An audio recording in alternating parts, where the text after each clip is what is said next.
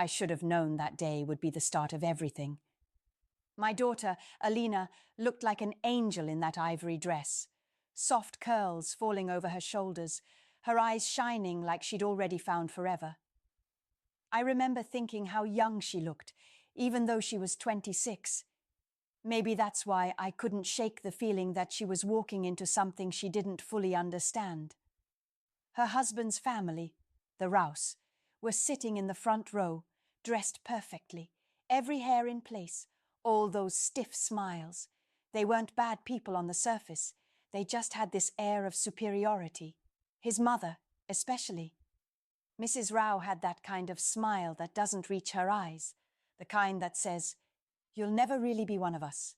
During the wedding lunch, she barely spoke to us.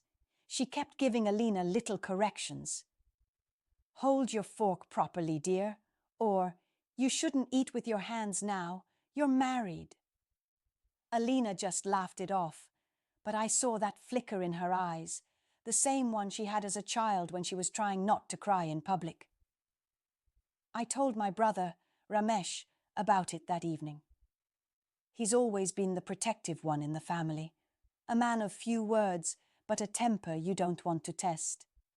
He said, "You keep your eyes open, Didi. That woman will try to own your girl."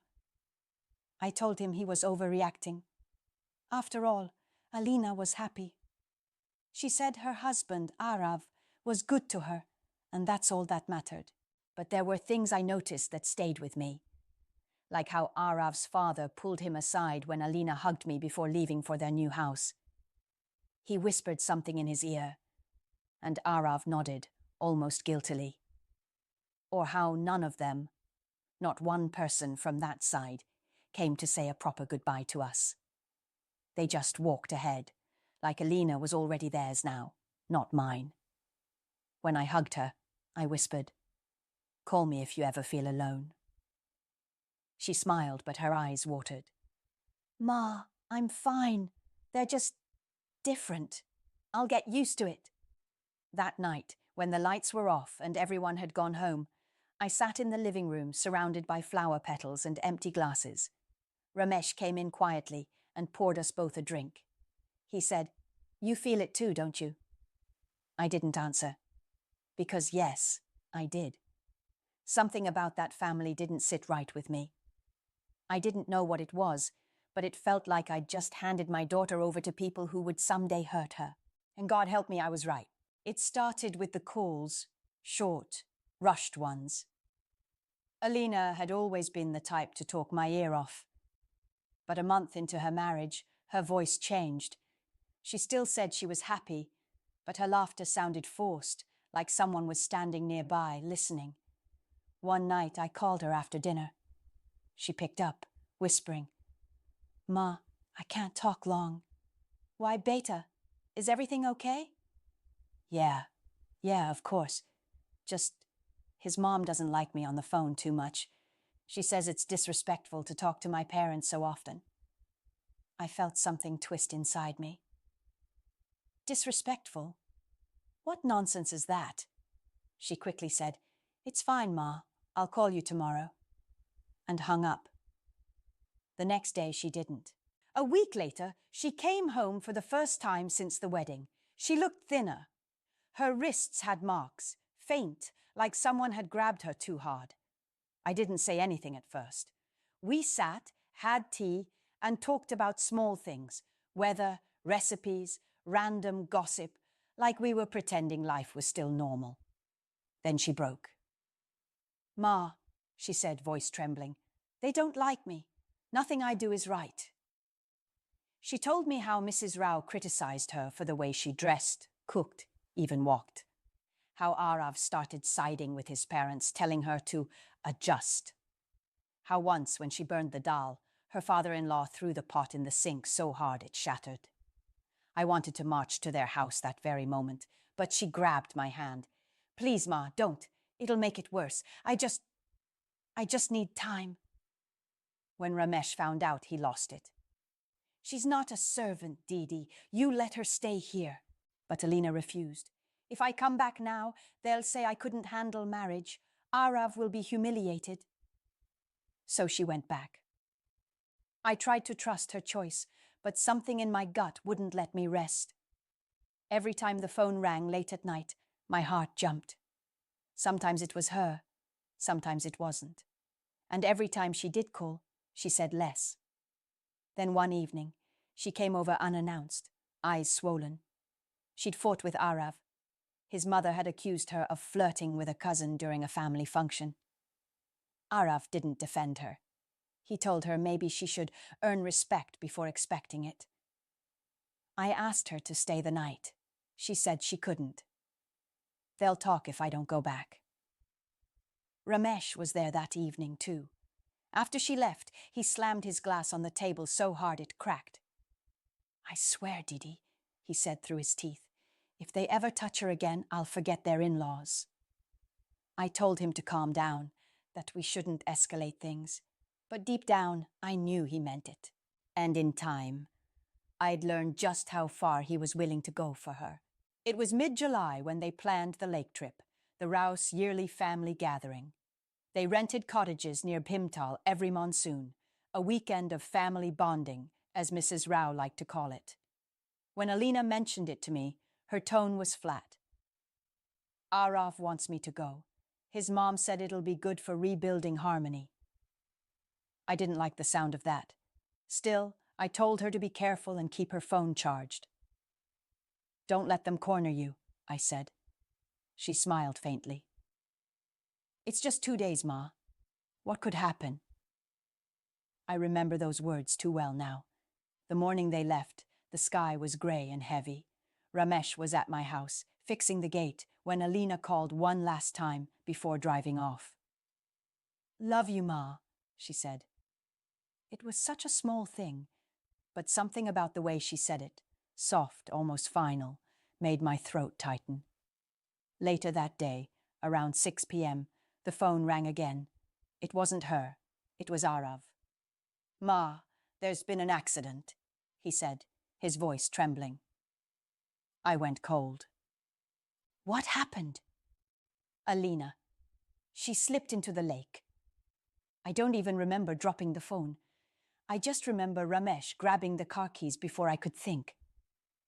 When we got there, the sun had already set. Police cars, flashlights, people whispering. It was chaos. Aarav's family stood near the water, clothes soaked. His mother kept repeating, "She slipped, she slipped, she slipped." Ramesh went straight to the officer in charge. "Where is she?" "They've taken her to the hospital in Nainital," the officer said. We drove like mad. My hands wouldn't stop shaking. Ramesh kept saying, "There's something wrong, Didi. I can feel it."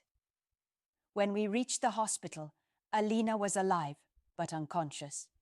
They said she'd been underwater for almost a minute before Aarav's cousin pulled her out. I clutched her hand, whispering her name, praying she'd open her eyes. Aarav came in, his face pale. He tried to sound reassuring. "She'll be fine, Ma. It was just an accident. We were all near the dock and she slipped." But his story didn't sit right. Ramesh pulled me aside. "I talked to one of the resort workers," he said quietly. He said he saw her arguing with Aarav's sister near the water, loudly, and then there was a splash. I stared at him, stunned. "You mean—" He nodded. "They didn't tell the police that part." I felt something inside me snap, a kind of anger I'd never known before. My daughter could have died, and they were already weaving lies before her body was even warm. That night, as Alina lay there in the hospital bed, Ramesh stood by the window, arms crossed, jaw tight. He didn't say much, but I knew what he was thinking. If they'd done this deliberately, if they'd pushed her, then they had no idea what kind of man they'd provoked. Because my brother wasn't one to forgive. Alina woke up the next morning. Her voice was weak, and she kept flinching when anyone touched her. I remember holding her hand and whispering, "You're safe now, Beta." But her eyes, they told me she didn't believe that. It took a full day before she could even talk properly. When she did, she didn't say much at first. Just fragments. It was cold. I couldn't breathe. They were laughing. Those words, they were laughing, stuck with me. Ramesh leaned in. Who, Alina? Who was laughing? She looked at him, tears welling up, then turned her face away. I slipped, Mama, she whispered instead. It was my fault. But she was trembling. Every time she said slipped, her hands shook harder. Aarav and his family kept visiting the hospital, always together, like a wall. Mrs. Rao would bring flowers, smile politely, and say things like, "We're just so grateful she's all right. Such a terrible accident." An accident. That word became a knife. That night, after they left, Ramesh and I went outside to get some air. The nurse came out for a smoke and glanced at us. You're the family of that lady who almost drowned. Ramesh nodded. The nurse hesitated. One of the resort staff told us. It didn't look like an accident. Said she was pushed during some fight. But the family insisted otherwise, and the girl didn't confirm. I could feel Ramesh stiffen beside me. Who said that? He demanded. The nurse shook her head. I don't know his name. He left after giving his statement. When we returned to Alina's room, she was staring out the window. The moonlight caught her face, pale, distant, almost empty. I sat beside her. Alina, I said quietly. You don't have to protect them. Just tell me what happened. Her lips trembled. Ma, I can't. They'll ruin Aarav's life if I talk. His mother said she'll make sure he loses everything. I felt sick. So she threatened you? Alina didn't answer, but her silence was enough. Later, Ramesh and I sat in the car. He didn't start it right away. He just stared ahead, fists tight on the steering wheel. She didn't fall, he said finally. I know it. They pushed her. How can you be so sure? Because I went back to the lake, he said, talked to the groundskeeper. He saw them, Aarav's sister and that cousin. Said they were arguing, and the next moment your daughter was in the water. He heard one of them scream, "You deserved it," before they started crying for help. I felt my stomach drop. Did he tell the police? He tried, Ramesh said bitterly. But by the time he went back, the family had already spoken to the inspector. He suddenly decided it wasn't worth recording. I stared at him. What are you going to do? He looked at me then, that same look he had the night our father died, when he promised he'd protect me no matter what. Nothing yet, he said. But if they think they'll get away with this, they don't know who they're dealing with. For the first time, I wasn't sure if I should stop him, because a part of me, the mother in me, wanted them to pay too. Alina was discharged a week later. The doctor said she'd recovered physically, but mentally, she wasn't the same. She barely spoke, jumped at sudden noises, and refused to be alone near water. Aarav wanted her to return home with him, but Ramesh stepped in before I could say a word. She's staying with us, he said, his voice cold. She needs rest. Mrs. Rao forced a smile. Of course, if that's what you think is best, but we can't let gossip start. You know how people talk. Ramesh cut her off. Let them talk. They left soon after, and for the first time since the wedding, the house felt safe again. But safety didn't mean peace. One night, Alina woke up screaming. I rushed to her room, and she was shaking, her clothes soaked in sweat. They were holding me, Ma, she cried. I told them to stop arguing, and they shoved me. I felt the water go over my head. I heard them laughing. I froze. So it wasn't an accident. I wanted to go straight to the police, but Alina begged me not to. Please, Ma, Aarav will lose everything. His parents will never forgive me. I said, they tried to kill you. She just stared at me, hollow-eyed. They didn't mean to. But the more she spoke, the clearer it became. They did mean to. They'd been mocking her, calling her a burden, saying Aarav could have done better. The argument turned physical, and then came the push. When I told Ramesh, his face went white with rage. That's it, he said quietly. They think she'll stay quiet? Not anymore. But before he could act, the Raos made their move. 2 days later, Aarav came to my house, with his mother and a lawyer. He said Alina was mentally unstable, that she'd imagined things, and that she'd tried to harm herself. I saw red. How dare you, I snapped. You almost killed her. The lawyer held up his hands. Madam, we're only trying to help. It's best not to make false accusations. The resort already confirmed it was an accident. Ramesh stepped forward, close enough that Aarav flinched. You listen to me, he said, his voice low, deadly calm. If I ever see your faces again, you won't walk away. They left quickly, but not before Mrs. Rao whispered something to me at the door. You're ruining your daughter's marriage. If you loved her, you'd teach her to keep her mouth shut. That night I told Ramesh everything she'd said. He didn't speak for a long time. Then he stood, put on his shoes, and said, Didi, don't ask me where I'm going. Just trust me.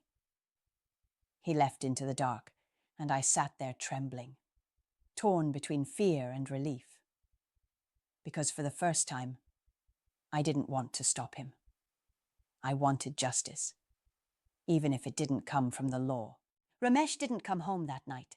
At first, I thought maybe he was just out cooling his head, but by morning, I knew better. He wasn't the kind of man to walk away when his family was wronged. He was the kind who acted, quietly, but with purpose. He came back the next evening, calm, too calm. He didn't say much, just asked if Alina had eaten and went straight to his room. I followed him in. Ramesh, I said, what did you do? He looked at me for a long time before answering. Nothing yet that I regret. That's when I knew something had already happened. The next day, news spread like wildfire through the town. Aarav's cousin, the same one who had been at the lake that day, was in the hospital. Someone had beaten him up outside his office, bad enough to break a few ribs. The police said it looked personal. Ramesh didn't flinch when I told him. He just muttered, He's lucky that's all he got. I didn't say a word. There was no point. Part of me wanted to scream at him, to tell him he'd gone too far. But another part, the mother in me, felt a quiet satisfaction. Someone had finally made them feel a fraction of the pain they'd given my daughter. A few days later, Ramesh came to my house early in the morning. He had that look, steady, unshakable. They won't come near her again, he said. What did you do? I asked again, my voice barely above a whisper. He smiled, but there was no warmth in it. Let's just say I reminded them what fear feels like. I found out later what he meant. He'd gone to the Raos' home the night before. He didn't threaten them. Not exactly. He just laid out everything he knew. The witness from the resort, the nurse's statement, Alina's confession, even the inconsistencies in their own story. Then he told them he'd already recorded a statement and left it with a lawyer to be released if anything happened to Alina or any of us. They were shaking, he said, almost like he was describing the weather. Mrs. Rao tried to act tough, but when I mentioned the cousin's name, she went pale. From that day on, the Raos disappeared from our lives. No visits, no calls, nothing. Aarav didn't even try to see Alina. I think his family told him to cut ties, to pretend we never existed. Alina didn't cry. She just sat on the porch that night watching the rain fall. It's over, Ma, she said softly. They won't bother me again. But Ramesh wasn't satisfied. Over? He said. They nearly killed you. People like that don't learn until they lose something too. I never asked what he meant by that. Maybe I didn't want to know. But a week later, we heard that the Raos business, a construction firm, was under investigation. Someone had tipped off the tax authorities. Their accounts were frozen, and soon after, Aarav's father had a mild heart attack from the stress. Ramesh said nothing when I told him, just looked at me with those steady eyes and said, "Karma works faster when you give it a push." That night, I couldn't sleep. I wasn't sure if what he did was justice or revenge, but I knew one thing. My brother kept his word. He'd made sure they'd never touch my daughter again. It took nearly 3 months for everything to finally come out, and when it did, it came like a flood. It started when the groundskeeper from the resort came forward, the same man Ramesh had spoken to before. He'd moved to another town but returned after hearing rumors that the Raos were trying to buy his silence. He walked straight into the police station and gave a sworn statement. He said he'd seen everything that day. Alina had been standing near the dock, arguing with Aarav's sister and cousin. The fight got heated. Words like embarrassment and mistake were thrown around. Then, when Alina tried to walk away, the cousin shoved her shoulder. She lost her balance, hit the railing, and went over. The groundskeeper said the cousin froze. It was the sister who started screaming for help, pretending it was an accident. When the police called Aarav and his family for questioning, their stories fell apart within minutes. Each one had a different version of events. The officers reopened the case as attempted homicide. I still remember the day the news broke. Reporters showed up outside their gate, cameras flashing, microphones thrust forward.